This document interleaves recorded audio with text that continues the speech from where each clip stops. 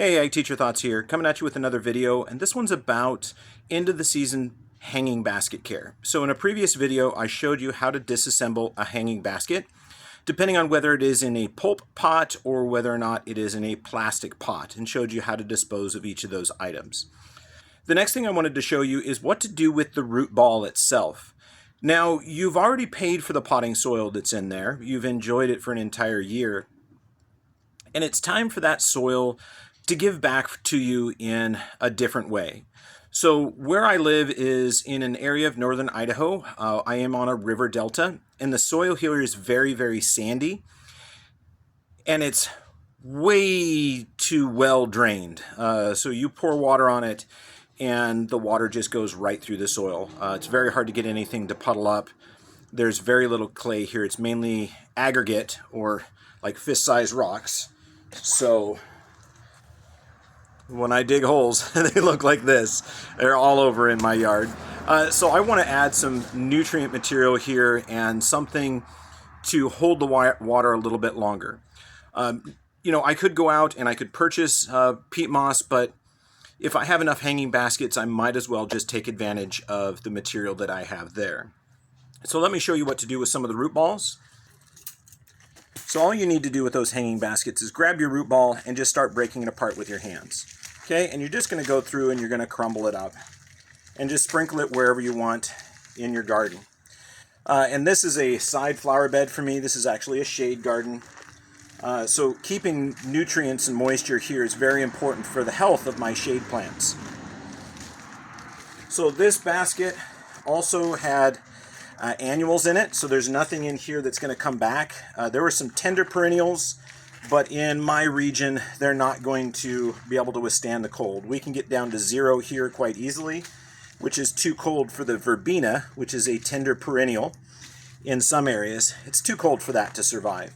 So just take the root balls, break them up, sprinkle them on the surface of the soil, and allow that organic matter to be mixed in.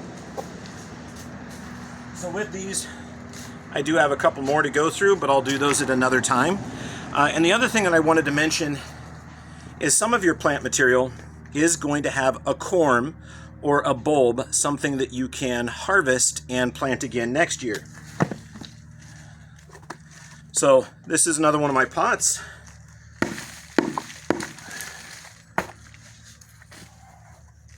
That is one of my pulp pots. It's now empty. And it had a root ball inside of it, but I want to be careful when I take this one apart, because in here, in this root ball, was actually a tuberous begonia. So I'm going to start breaking this apart, and I'm going to feel with my fingers, see if I can find that tuberous begonia, which I think is right here. I'm going to break this back, and I'm going to expose the tuber in here. It's a non-stop tuberous begonia. I don't know if you can kind of see, there's a little bit of a brown thing in there.